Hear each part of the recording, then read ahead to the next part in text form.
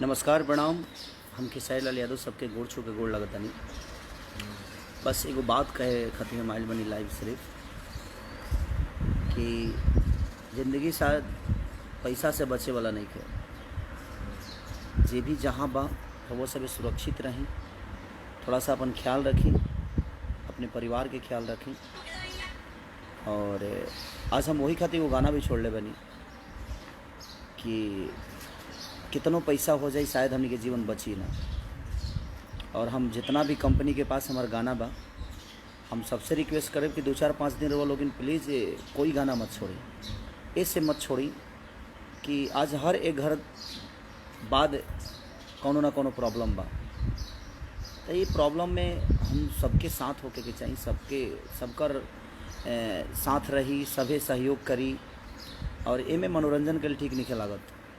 जैसे जे सब परेशान बा, जौन जनता फीवर बढ़ावे चाहे जौन जनता हमनी के प्यार करेला वह जनता आज परेशानी में बा, वह भगवान परेशानी में बा।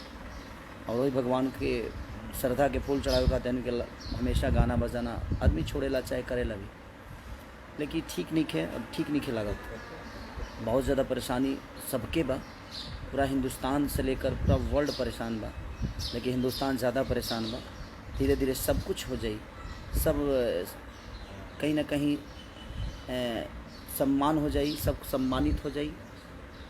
तो छोड़ल जाई गाना हमनी का, ऐसा नहीं है कि ना छोड़ल जाई, गावलो जाई। लेकिन अभी तो अपन ज़िंदगी बचावल बहुत ज़रूरी बगे। तो हम रोज़ सबसे रिक्वेस्ट ये करब, जितना कंपनी के हम गाना देले बनी, आप लोग प्लीज़ 2-4-5 दिन बस कौनो गाना मत छोड़ी।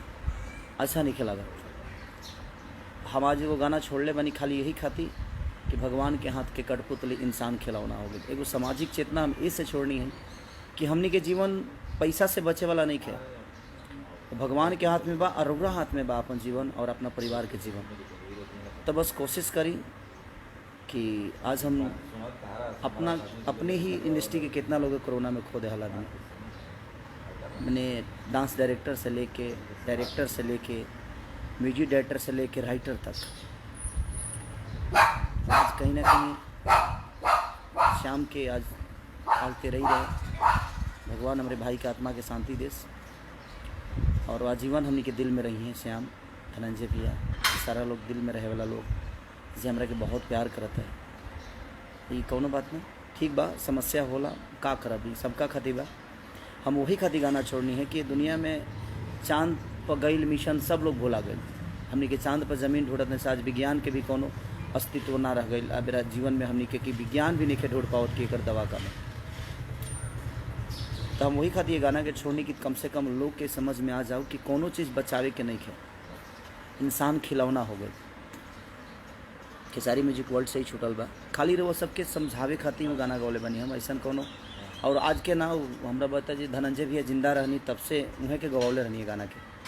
श्याम रहले हो जी, सब लोग रहे गाना के गावे में। आज से 8-9 महीना 10 महीना पहले के गावल गाना हो हम नहीं, कम से कम हम बड़ा ना छोड़ पाओ नहीं, जे आत्मा ना मानता है।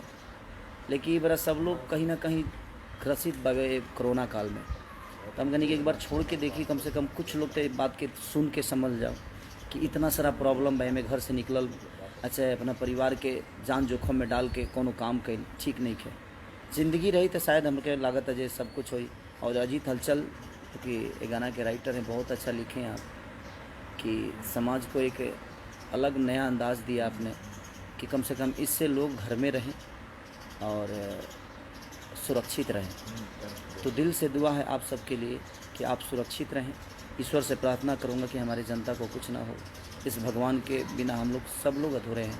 हम एक दूसरे के पूरक हैं, एक दूसरे के कहीं ना कहीं सहायक हैं। तो हम एक दूसरे का अगर केयर नहीं करेंगे तो शायद दुनिया बाकी से तो हम आशा नहीं कर सकते। तो मैं सबसे रिक्वेस्ट कर रहा हूँ, जितने भी हमारी कंपनी हैं, जिनके पास मेरा गाना है, प्लीज़ आप 2-4-5 दिन प्लीज़ रुक जाइए, सब सीमित हो जाने दीजिए, थोड़ा सा लोगों को कूल हो जाने दीजिए, लोगों को सुरक्षित हो जाने दीजिए, फिर आप गाना छोड़िएगा। मैं किसी को मना नहीं करूँगा प्लीज़। लेकिन अभी बहुत स्थिति ठीक नहीं है और बहुत आत्मा दुखी है। और अमित सदाना जो हमारे आज तक के एंकर भी थे,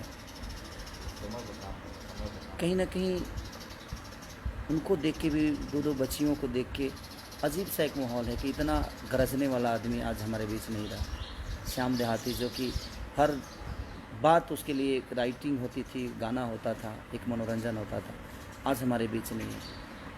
धनंजय भैया से लेकर डांस मास्टर से लेकर डायरेक्टर, हर आदमी हम लोग के जीवन से जुड़ा हुआ आदमी, हर आदमी संगीत का पुजारी से लेकर एक आम आदमी, ये कोई ज़रूरी नहीं है कि हम संगीत के पुजारी हैं तो संगीत के ही लोगों के लिए हमारे जीवन में श्रद्धा है, नहीं। हमारे जीवन को चलाने वाले आप सब हैं। आपके बिना हमारी जीवन अधूरी है। आप सुरक्षित रहेंगे तो शायद हमारी जीवन भी सुरक्षित है। तो मैं सबसे रिक्वेस्ट करता हूँ कि आप अपना ख्याल रखिए। आप अपने जीवन को बचाने के लिए, अपने परिवार को बचाने के लिए आपको घर में रहना बहुत ज़रूरी है। आज नहीं तो कल हम साम्राज्य कमा लेंगे, हम पैसे कमा लेंगे, लेकिन रहेंगे तो कमाएंगे।